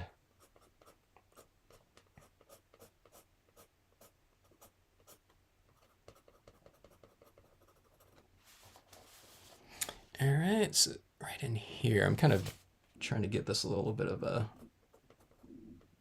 like a sharper application. This is not applying on some areas where there's a thick application of the black ink, okay? Because it's kind of sealed off the paper or something like this where this pastel isn't applying. So if it can't go in certain areas, a little chalk pastel, the paper has to have a little bit of tooth to it. Don't worry about that too much because you can hit it with the acrylic paint pen and the paint pen goes over everything. But I'm trying to bring in these little touches initially because this is a softer applicator and I can get more of a subtle look. See, like that little, I don't know, maybe you can't even see it. It's so subtle you can't even see it here. I'm just trying to put some of this on those waves. So on when you're doing this shading right here, when you stamp this out, there's these little textures right in here. Okay, this little black line. So I went in there with the black colored pencil and I redefined it. I just made it a little bit darker. But then what you do with the white is you kind of come on the top of that shadow. So these are like really large examples. I didn't stamp this whitewater area on this scene right here, but I stamped this portion from here up. Okay, so you add in the shadow like that. But, so like right here, okay, so this is like this little strip right here, right? And it kind of extends out this way, but it kind of tapers off right here. So what you do is you kind of come in right here in the middle, and then you taper it off both ways. So you do that with the black, but then you put right over the top of it with the white, and you just do the exact same thing, okay? And like I said, if you add too much of it, then you just go, you can remove it. It's like, oh my God, I add like way too much, the pastel's easy. You can just take that and just wipe it right off, or take an eraser and do that or whatever you want, okay?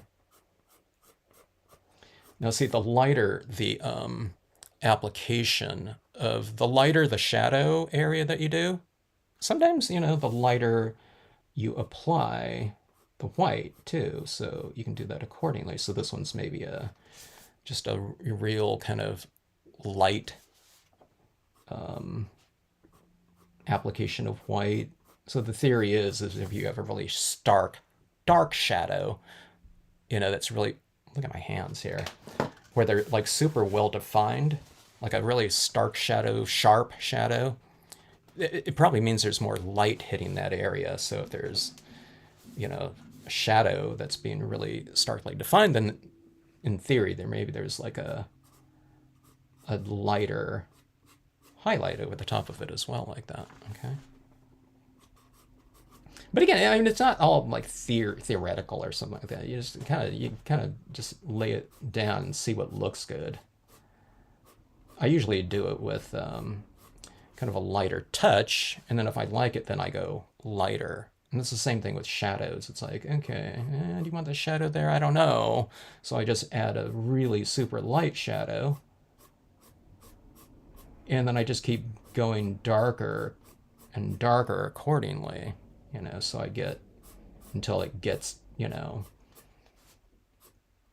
the point where I think it's, enough or whatever.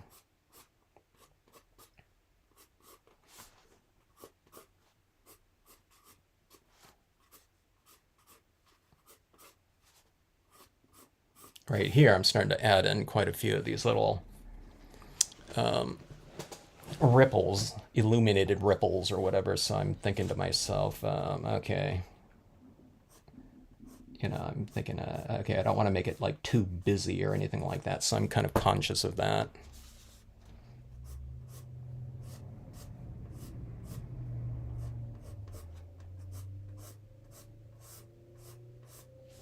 Now, there wasn't a ripple in there, but I just thought, okay, here's this field of black that I came in with the paper towel or the cotton ball with. So see this right here? This is all like shadow right here. Now, if you want it to, you can come in with like a little thing like that, little highlight like that. And that kind of bisects this,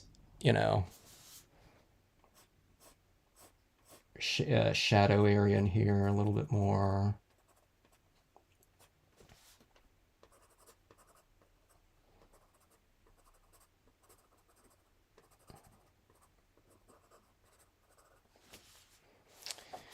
All right, I think these orcas, they're, what do you call that area of that orca, that white kind of marking right here. Let's pull that out a little bit more from the back, like that. These ones are supposedly underwater, so maybe I'll do a little bit less of that. See, like that. It just kind of makes them stand out a little bit more.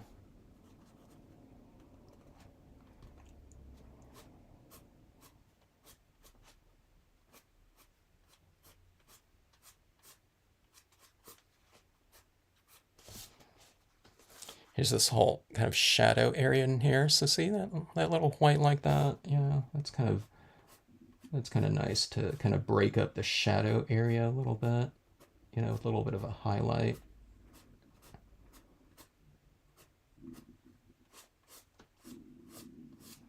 So when I first started adding this in here a few minutes ago, it kind of felt like a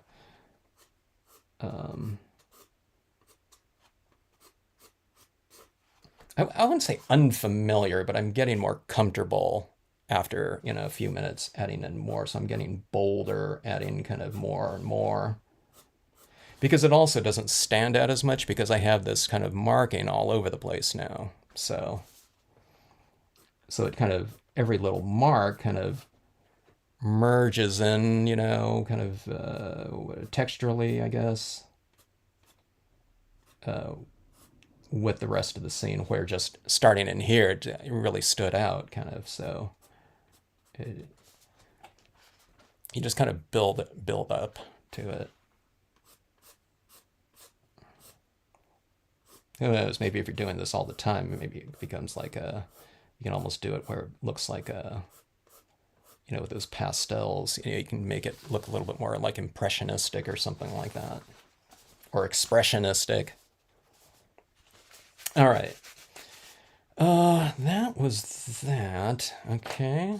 Here's a black colored pencil, black pastel Conte pencil, or which I think it's kind of like it's a little bit between a crayon and a pastel. It's harder than a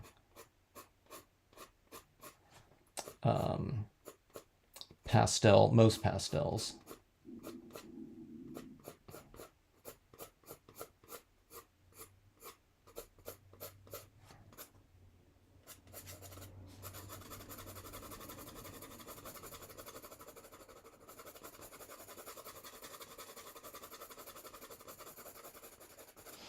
And a little bit of black down there, like it's the like the depths.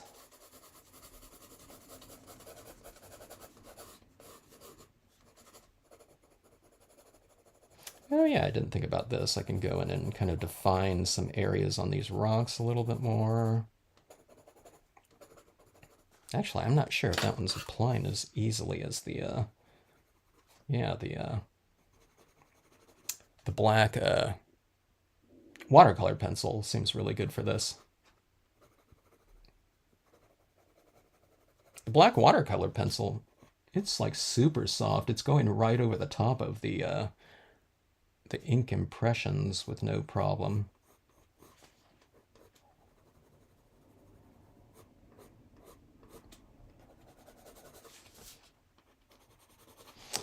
All right.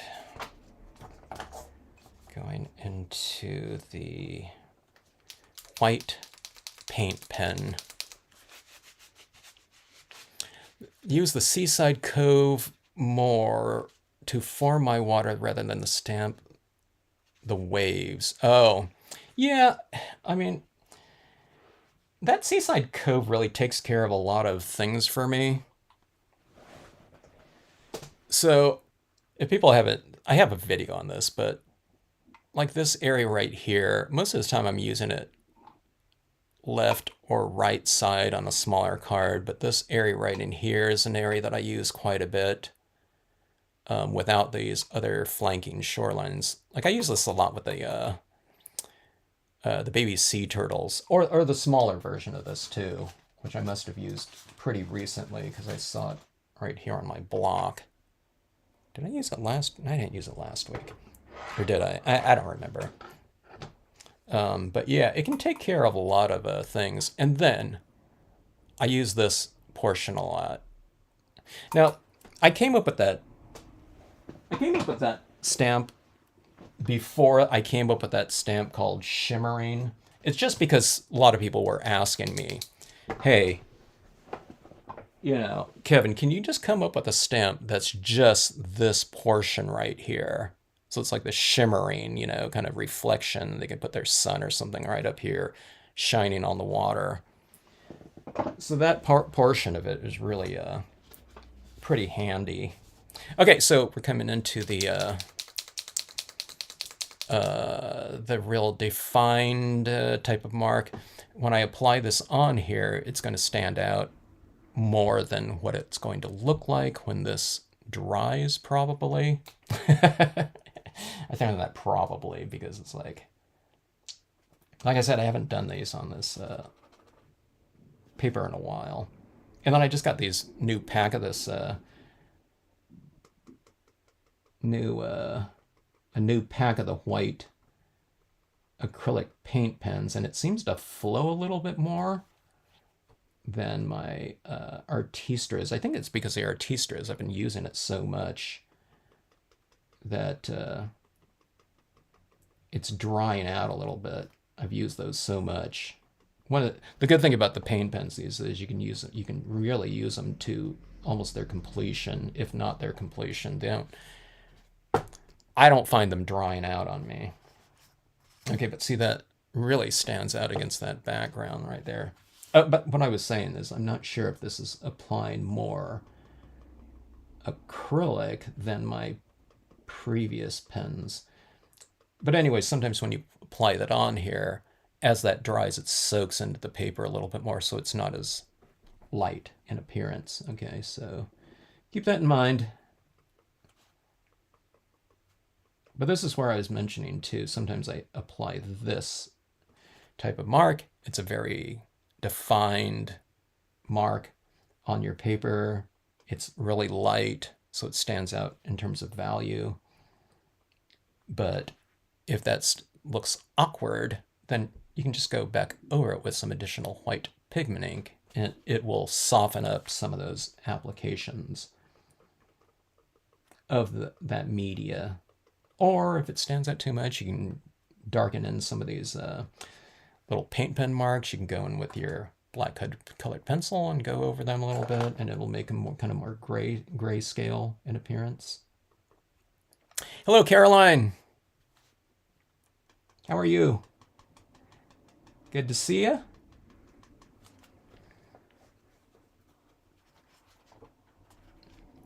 The Hodgkins, how are you guys?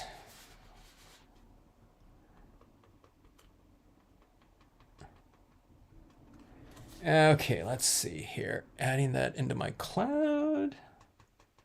Looks a little bit too much, so I'll hit it with that pigment ink.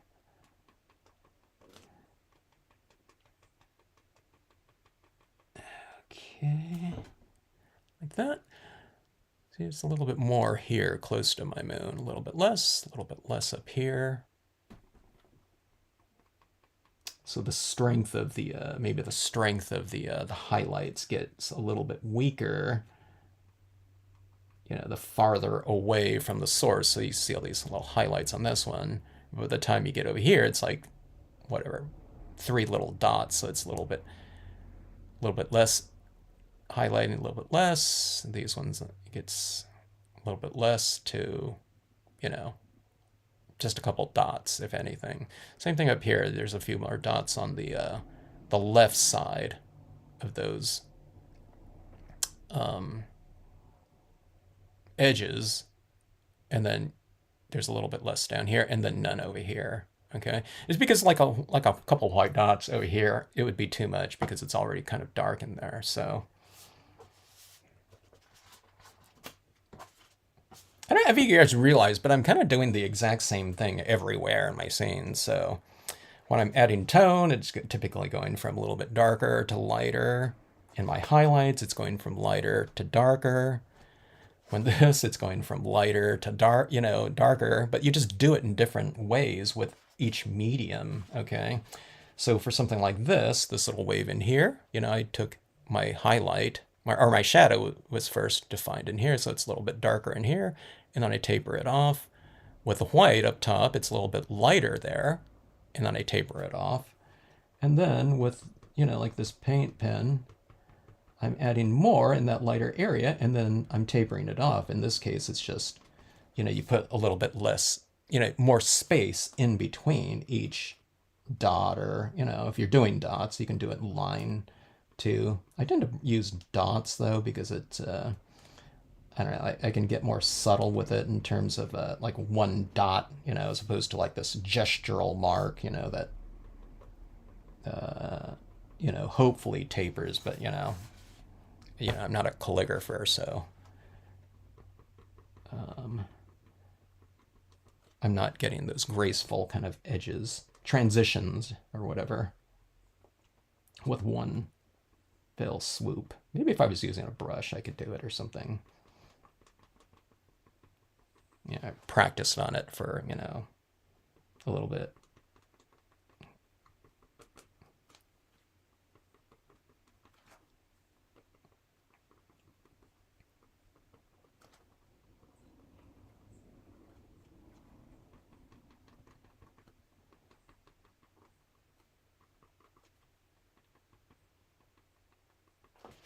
All right, but see, this gets a little bit more. Wow, that really stands out. Those little dots, huh? See, it's like crawling with little dots in here. So that's where that white pigment ink at the end comes into play. Okay, so the moon is right here.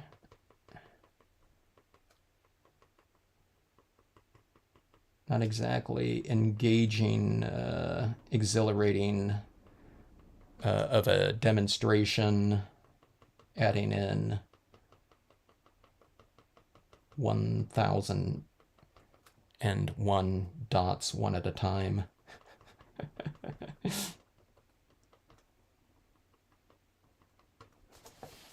right, say like that. Here's this little cloud here. I can put a little bit of highlighting on some of that, maybe. Or here's this tree going up in there. Maybe it's, you know, capturing, you know, a couple little, some of that light. You can put that on them. There's these tree trunks in here. Ooh, that really stands out. Probably too much.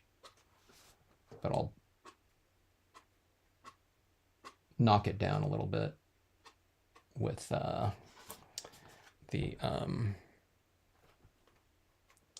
white pigment ink. Let me wipe some of that off. I went like this. It's not vertical. Or I'll do this right here.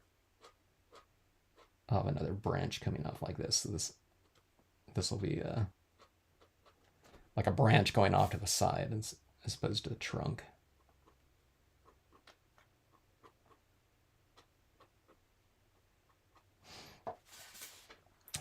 Okay, and a little bit of light around our whales, maybe. And let's see here. Let's go in. Let's do it with a Q-tip. I think I might in that water area.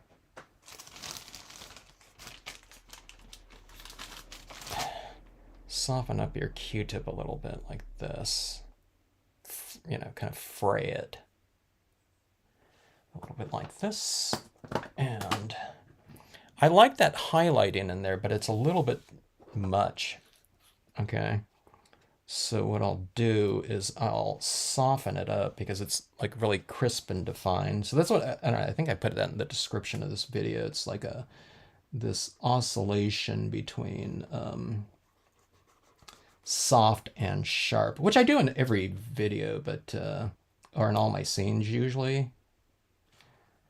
But it's a little bit more, I don't know, whatever, pronounced when I'm doing this dark paper type of technique right here, process.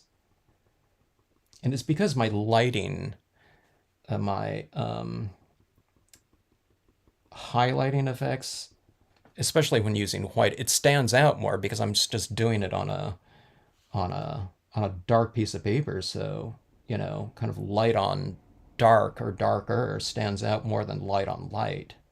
So, I mean, the scene right here is just darker than this, you know, because I started off with a darker piece of paper to begin with, you know, a darker foundation. So, it's easy to do, but if I don't do this for a little bit, it's like, you know, just kind of getting that touchdown or whatever.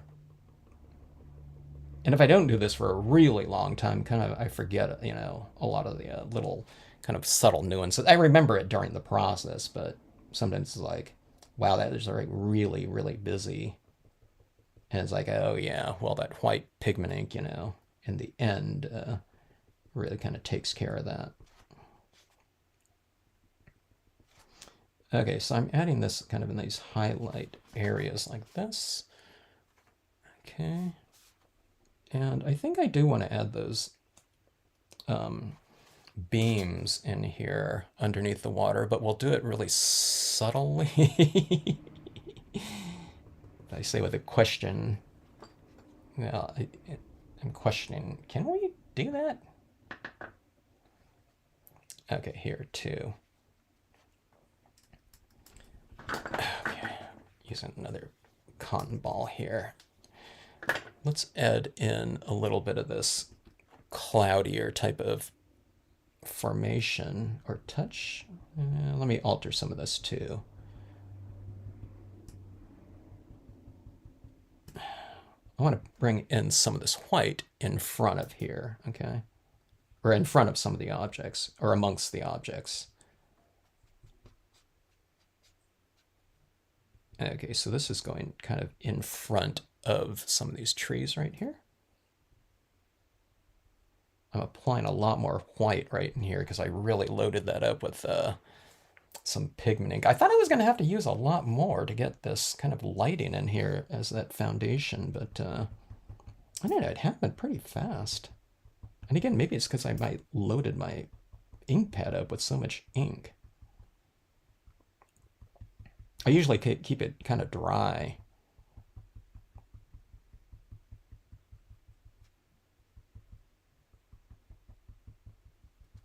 All right, so see that right there. This kind of this haze is kind of coming around in front of that. Now, in here, let's add in some subtle, well, I don't know, it's not going to be that subtle because it's on that dark paper, but let's bring in some of these beams in here. I'll have it kind of light, thinly applied at first, and let's see what they look like potentially. All right, so underwater crepuscular rays, okay? You want to have them emanating. I say this all the time, but some people haven't seen this before or something, but you want to have a common vanishing point for all of these beams like this, so they go back into perspective, okay? And now this one right here is going to be really clear because I'm dealing with this moon right here, but where on the moon do you want that vanishing point to be? I don't know. I'll just go with the base of it here and just make it easy, okay? So everything is going to be kind of emanating from right there, okay? So no matter what angle you put it, have that common point there, and it'll, your moonbeams will kind of make more sense from visually. It'll look, whatever, correct. All right, so let's see here. Let's put this one. I'm going to use the right cotton ball here.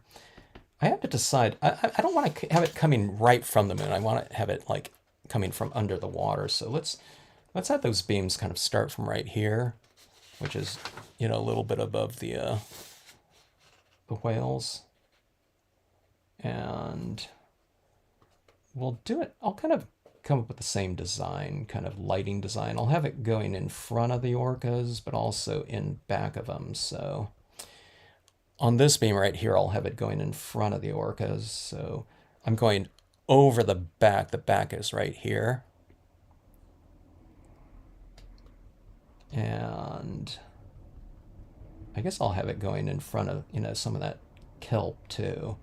I'm kind of varying it a little bit because I'm not just putting a solid, really thick application of it over the back of that orca. I'm kind of, I don't know, it's like top right or something like that. I'm putting a little bit more like that.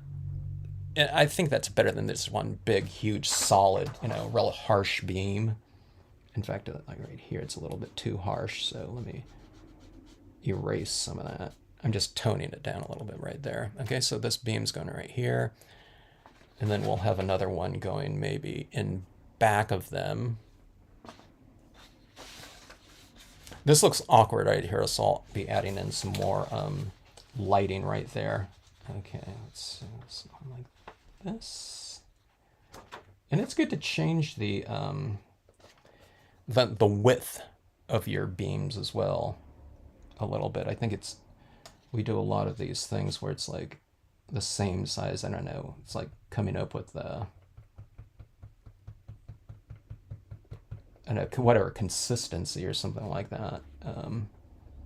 That seems to be in us all. It's in me too. So I have to kind of like make a conscious effort to change the width of my beams in this case.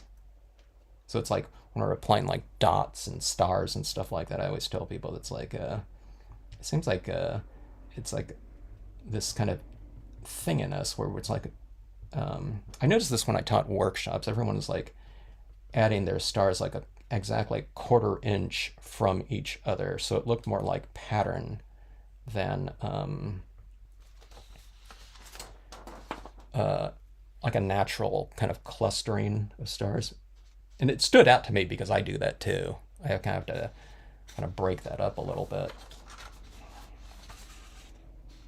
Okay, and let's go with another one in front of. Let's put it right over here, maybe.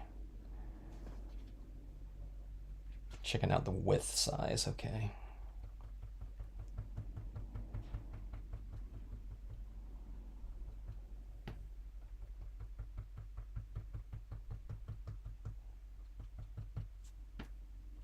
I forgot if I was going with the putting it in front of or going behind.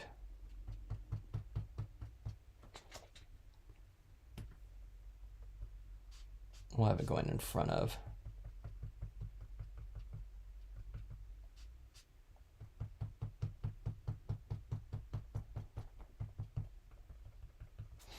Okay, let's see what that looks like. That looks kind of weird. I have too much space in between that, so I haven't done like a real narrow one. Let's do that. Let's go like this. And I'll put it in back of maybe. Now I'll tweak these based on how it looks when I'm done here. Like maybe I'll need to add a little bit more white, pigment ink on one of them or something like that, or maybe one of them is a little bit too light or something, and I'll darken it in. I can't even see that beam. Oh, I put that beam in front of this other beam. Let's see here. You can do that too. You can have beams in front of other beams or on top of that. Let's do that right here.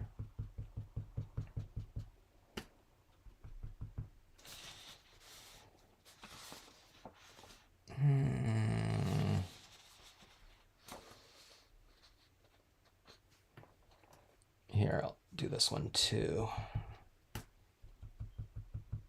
I'm adding it in, and then we'll have it end at a different distance, maybe than the rest too, which will, in theory, maybe give it a little variety as well. Okay, so something like that. And then this area right here, where those beams are kind of, they're emanating from the moonlight, but then they're really hitting this water, then going down from there, in theory. So I'll add in a little bit more of this right up here, and I'll soften that transition a little bit.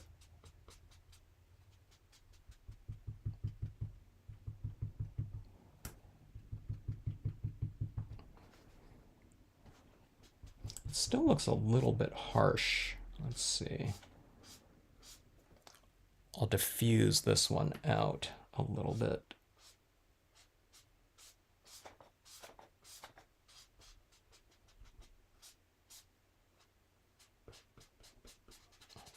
Some papers that I'm doing this on too sometimes what you'll do is you'll be working on some types of cardstocks or foils especially.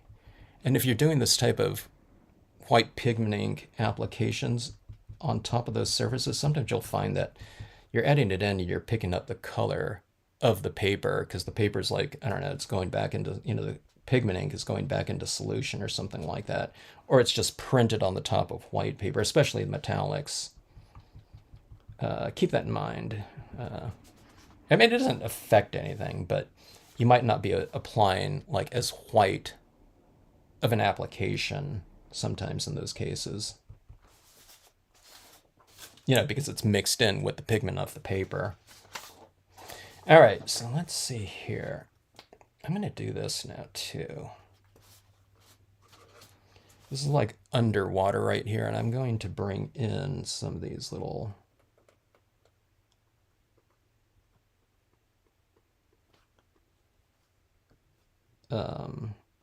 oxygen bubbles.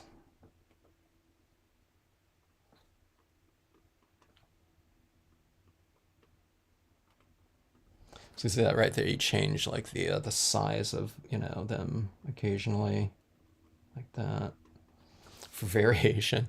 And then you kind of put, some of these like stars, you kind of have some of these little bubbles closer to one another than, just kind of space it out like a 1/4 inch apart or whatever.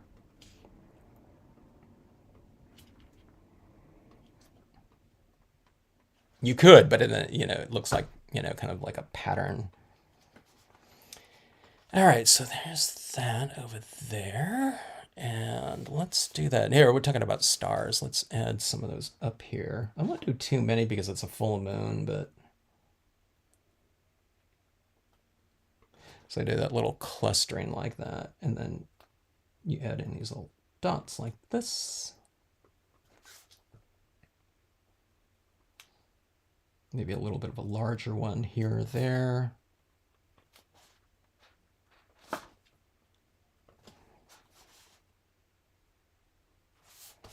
the isolated one.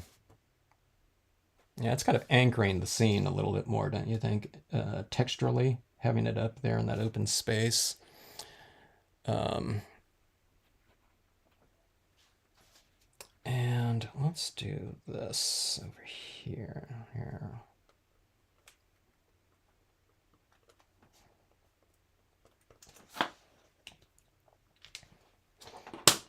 And we'll make some of these little bubbles kind of a little bit more kind of whimsical. Stars too.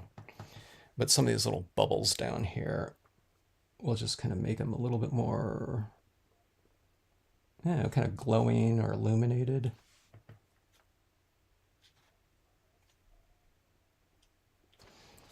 Okay, and let's do a couple of the sky as well. Sometimes they just do the, you know, the little bit of a larger star, maybe. Or maybe it's a planet, I don't know, whatever. Okay, I lied. I was going to go 2, but I liked it so much. I'm adding a few more like that. So, yeah, there's little stars like that. So it's like only until you kind of get to the last step and make the one star softer, then it all comes together.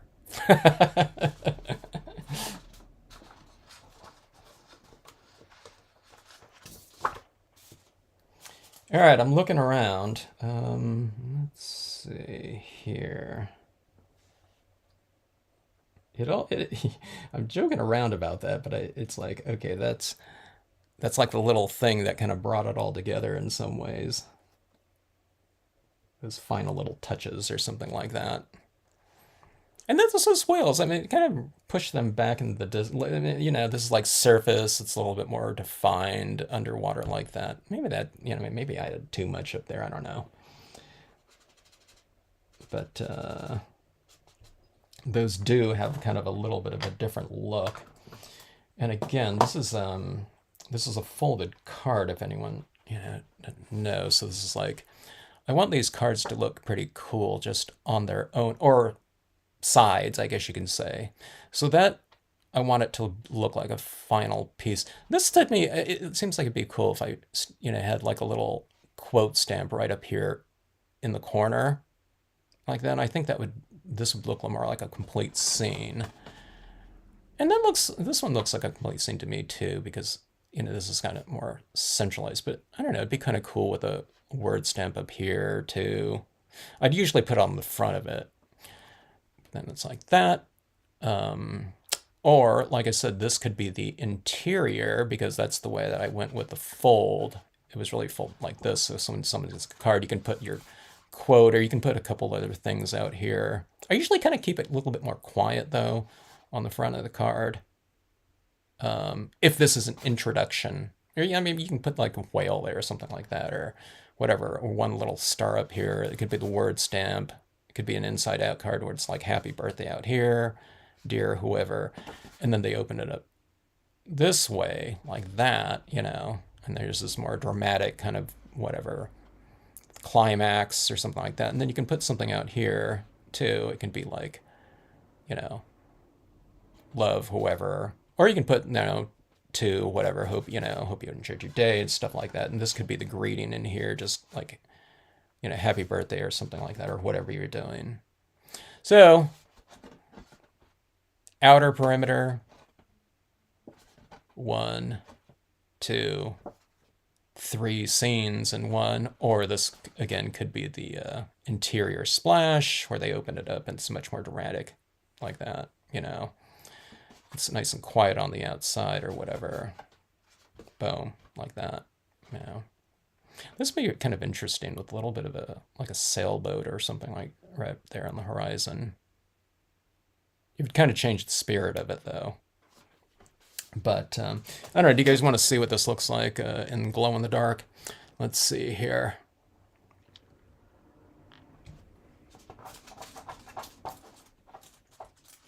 Finishing up the new craft room. That is cool. Let's take a look and see what this looks like with that. I don't know if let's see if I can get this to glow in the dark here. Like I said, is I really light outside my room still. which is a lot better than the winter time. I don't like when it starts getting like dark at like whatever 4:30. In the winter time, I don't know. What does it get dark at where you guys are at? It's like I'm in Maine, you know. It's probably like getting dark at like 3:45, huh? In the winter. Okay, let's see if this will show up here.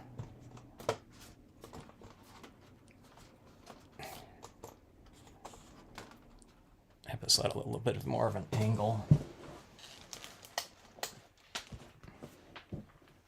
Look at this, like turning off the lights. The card looks better, you know, when you can't see it. Yeah, it's looking better and better, huh?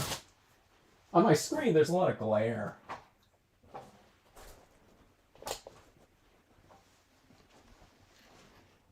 Okay, my camera might be compensating for everything too much. Okay, there you go. So, okay, see, my camera's like really compensating here. And I got light coming through my window, but yeah, it looks pretty interesting though, don't you think, with the glow-in-the-dark touch like that? And like we said, we've talked about this before, but like if you have like a glow-in-the-dark paint pen or paints or something like that, you might be able to get a little bit of an extra look or touch with